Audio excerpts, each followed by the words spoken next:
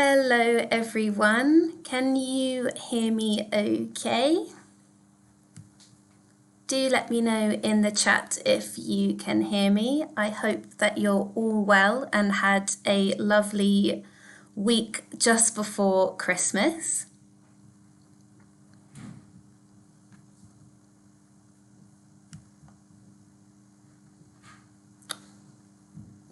Can you hear me?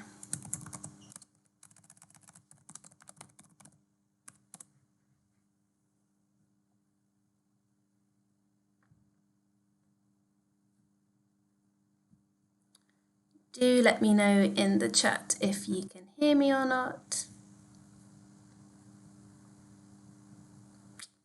Hi there.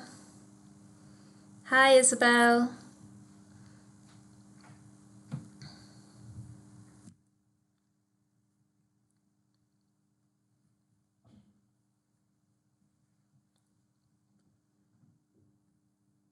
Can you hear me okay, guys, before I start?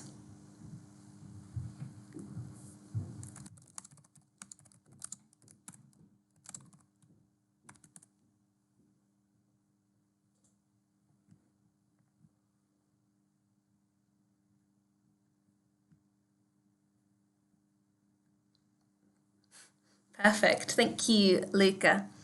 Okay, great. So I will make a start for this week's YouTube Live. Thank you, Isabel.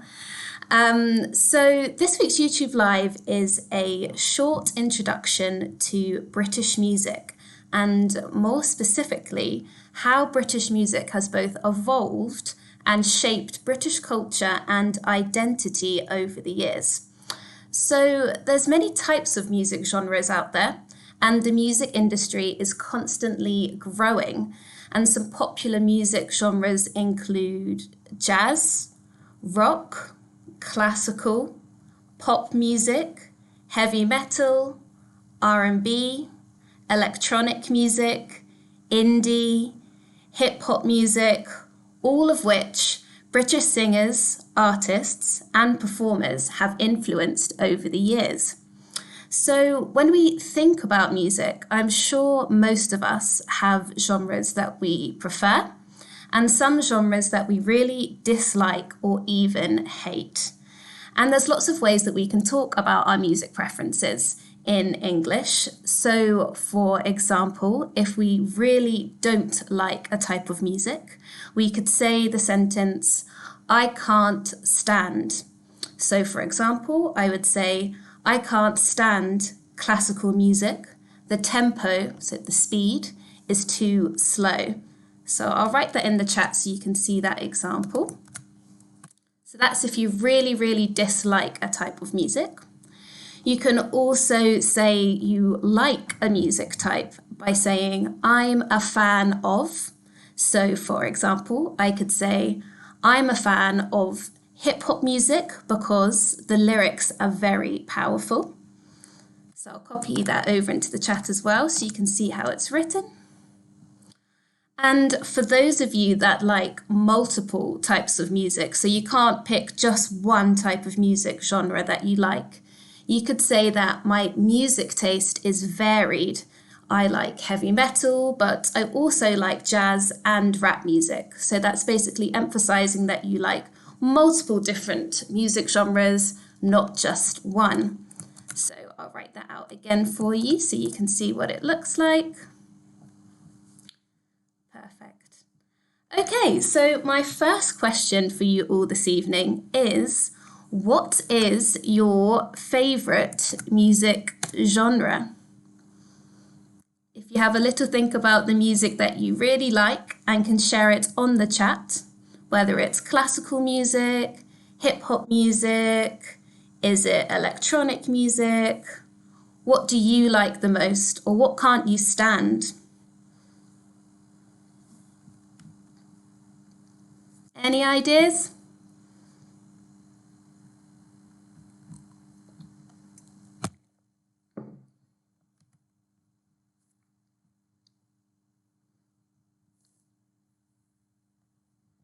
A favorite music genre? Has anybody got one?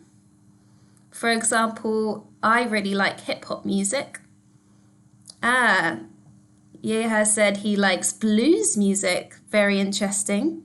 And Isabel has said, my music taste is varied. I like pop music. So remember the spelling of varied is with an I.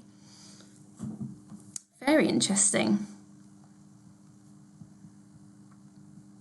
Great. So moving on.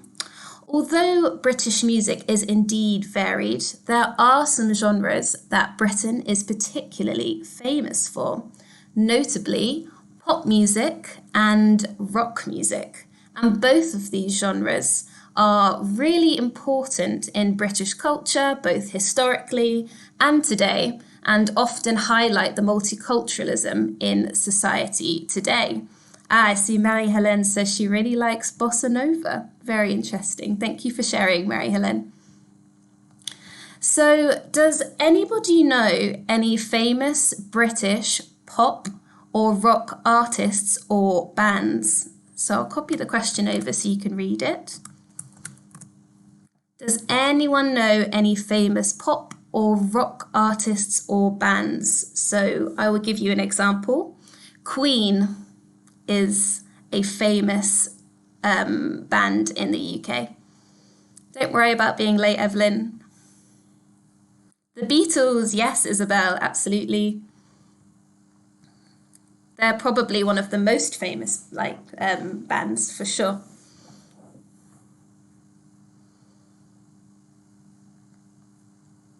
Any other famous bands or musicians that anyone can think of? Sting, yes, another good example from Isabel.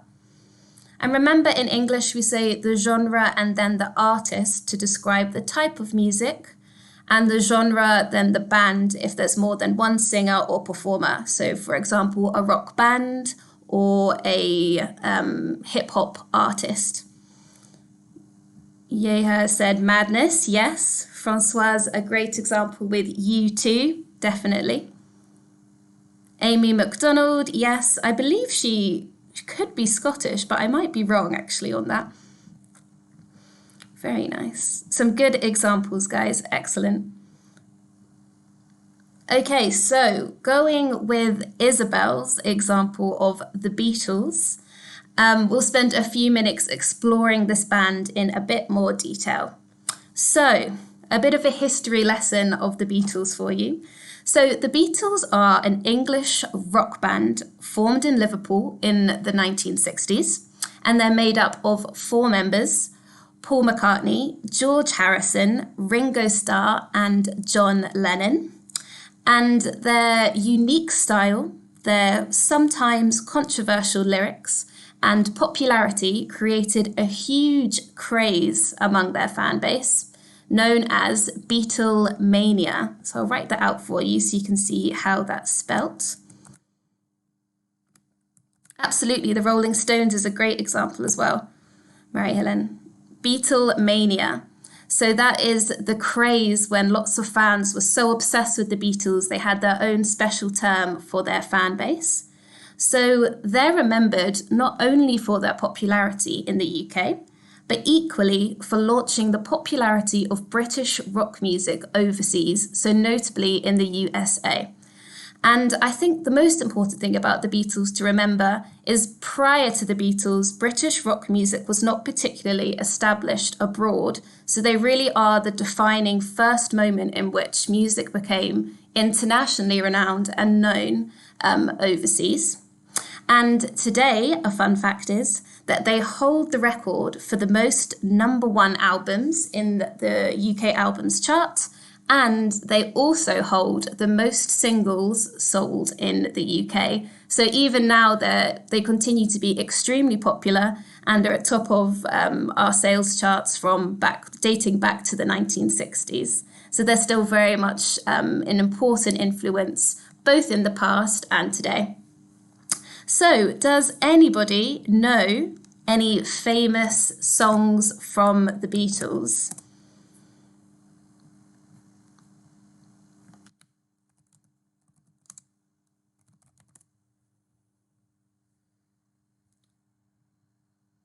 I have a quick example. One of them is Here Comes the Sun. Yellow Submarine, yes, Francois. Evelyn, Imagine, yep. Audrey, Yesterday. Some good examples, very nice. Any other songs at all? Trying to think if I could think of any.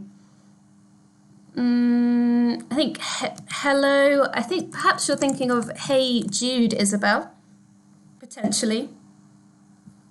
That's one of their most famous songs. Okay, that's great, guys. Lucy, Michelle, Mabel, Let It Be. Yes, some good examples from everyone here. You clearly all know the Beatles, potentially even better than me, especially Francois with Lucy in the Sky with Diamonds, yes.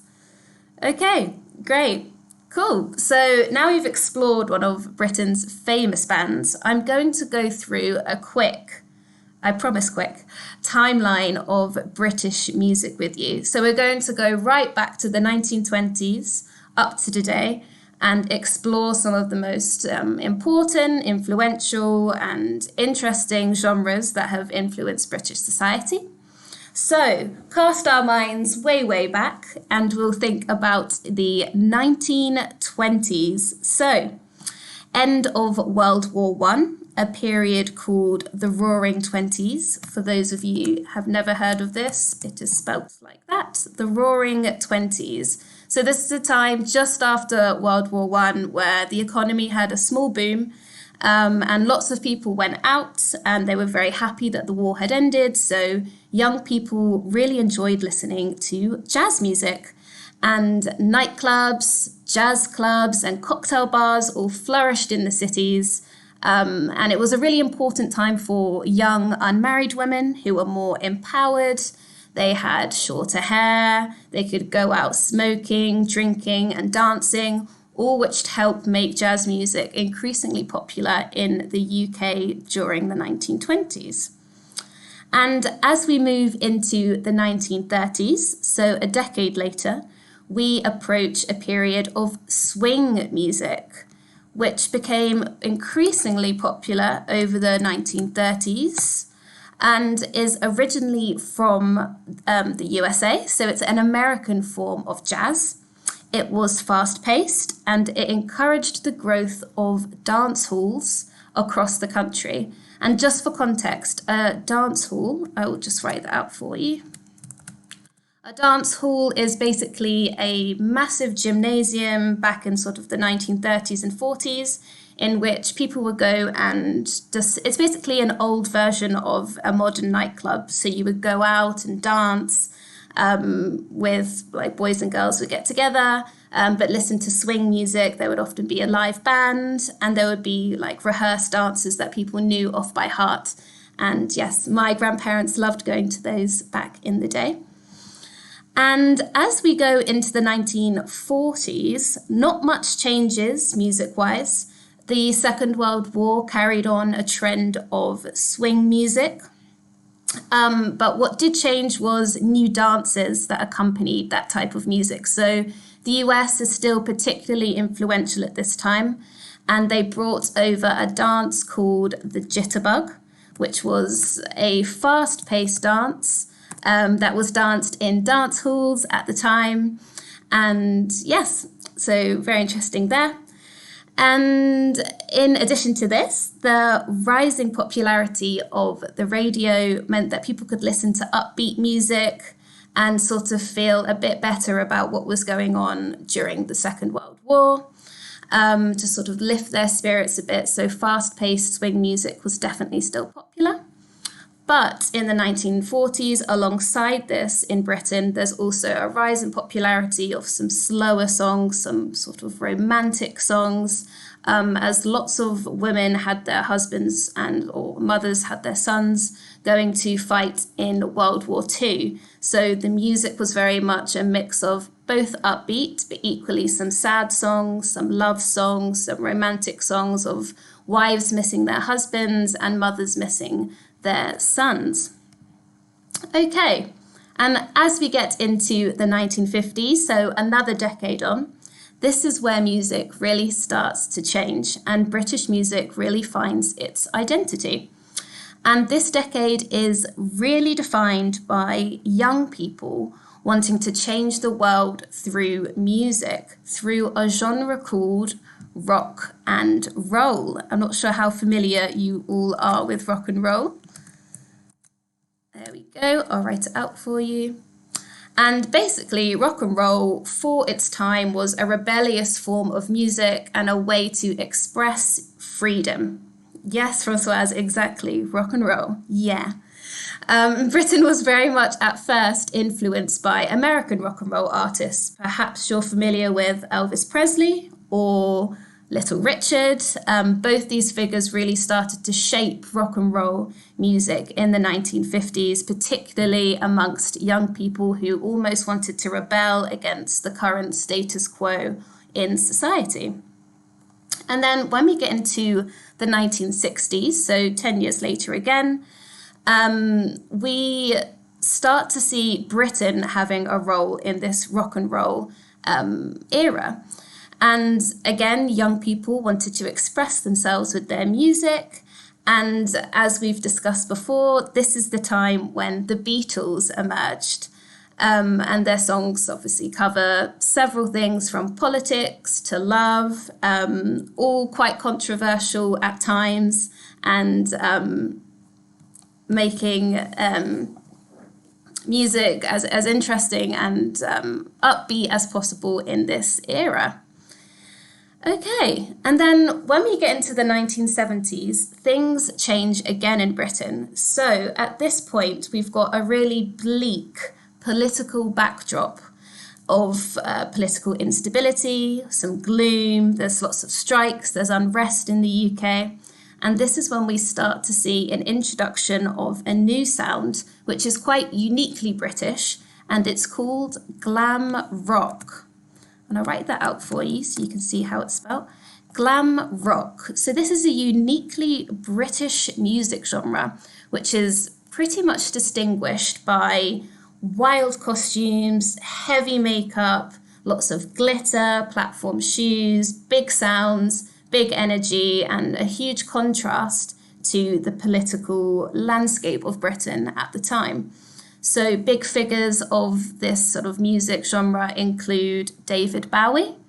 I'll write that out for you. David Bowie. And also Elton John, who I'm sure you are all very familiar with. They're very, very famous in the UK and beyond. And as I said before, the genre was bright, it was loud, and it was a big contrast to the sort of gloomy political instability of the time. Okay, so we're nearly there, guys. Moving into the 1980s. And this was a really good decade for British songs. And perhaps you've already heard of the band Queen. They're pretty famous both in the UK and internationally. Does anybody know any Queen songs? For example, Bohemian Rhapsody.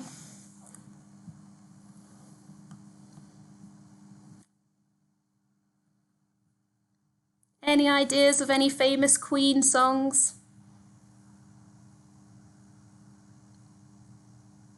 Yes, Queen. I'm not sure if Queen is a song, Virginia. I think that's the name of the band, or I could be wrong, but We Are the Champions, yes. Bohemian Rhapsody. The Show Must Go On. Excellent examples. Makes me want to sing them, but I won't sing for you guys, not tonight. Bicycle. I haven't heard of the Bicycle, Françoise, but I'll definitely have a look at that after. Very nice. Some good examples. I think the last example I can think of is Another One Bites the Dust. The Show Must Go On. Yes, some great examples. So, in the 1980s, every major hit, a hit is another word for saying a very popular song that was number one or extremely popular. So every major hit from Queen was released during the 1980s. And yes, Virginie, I want to break free, don't stop me now. I think you guys are saying lyrics of the song rather than the names, but excellent anyway. And yeah, so as I was saying, every major hit in the 1980s was from Queen at this time. And in tandem with this, we also see a rise in popularity of hip hop and rap music with, again, American influential rappers shaping the UK music scene. Okay, and as we march into the 1990s, a quick backdrop is that it's a pretty optimistic time economically. I'm sure you remember the 1990s yourselves. There's a boom of technology, music is quite popular, it's quite easy to access like music and buy singles. And one of the defining features of 90s music is the birth of another unique British genre called Brit Pop. I'm not sure how many of you are familiar with Brit Pop itself, but you'll definitely know some of the artists and bands from the Brit Pop era.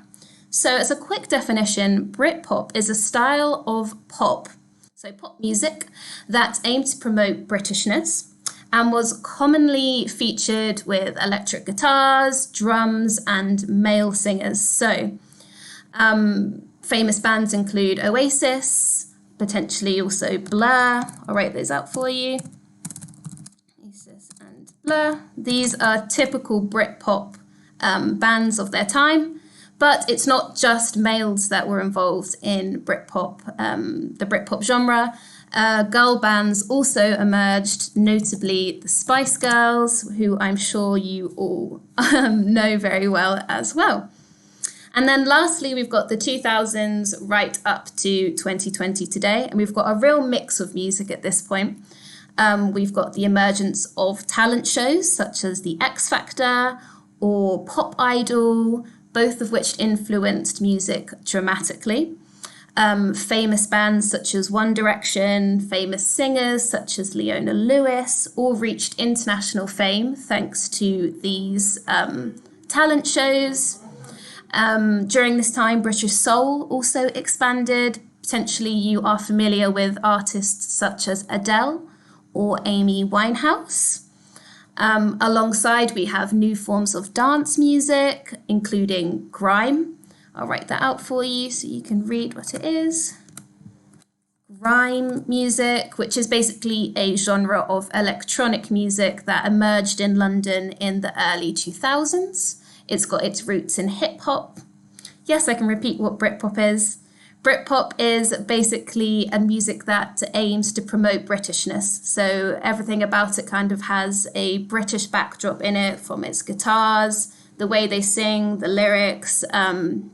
It often includes male singers, but not necessarily just males. Drums, guitars, singing about subjects that are uniquely sort of British or Anglophone. I hope that clears that up for you, Evelyn. And lastly, in the 2000s, we've got an emergence of UK rap as well, with artists such as Stormzy taking stage and reaching international fame. So that's our timeline of music in Britain. And as we all know, Britain's not only famous for its music, but also for its music locations, which are dotted around the UK. And does anyone know any cities which are famous for music in the UK?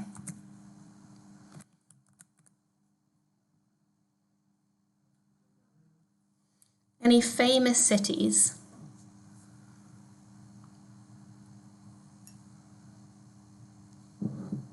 Liverpool, great example, Françoise. Yes, that's definitely one of them.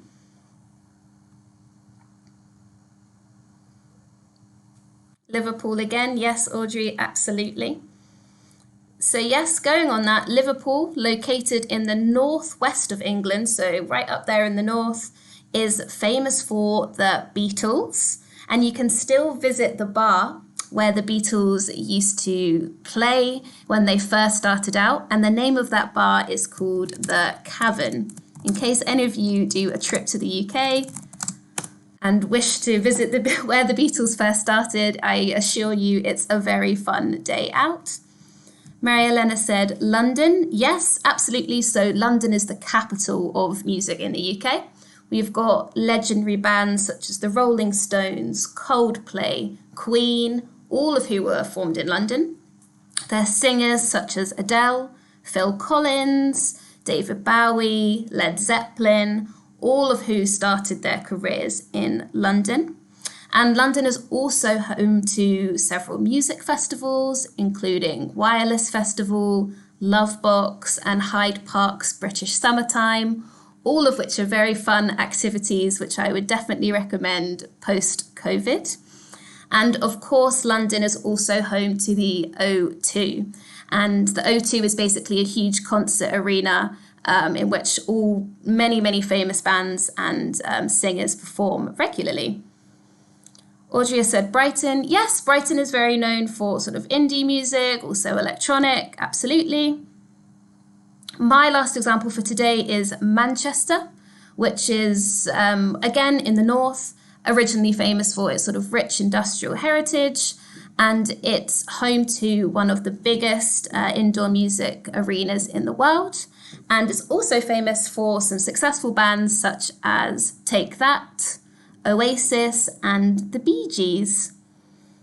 So yeah, perfect. And then, okay, so we've gone through a bit about location, a timeline, we've explored the Beatles, and my last sort of questions for you is, why do you think that music is important? So I can give you an example. For me, music's important because it's an opportunity to express yourself. It reflects the political and social era of the time, and often has a subtle message and something interesting to learn about.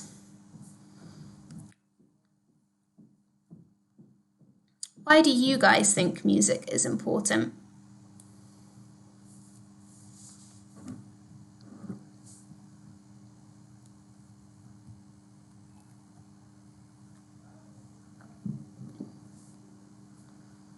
Any ideas?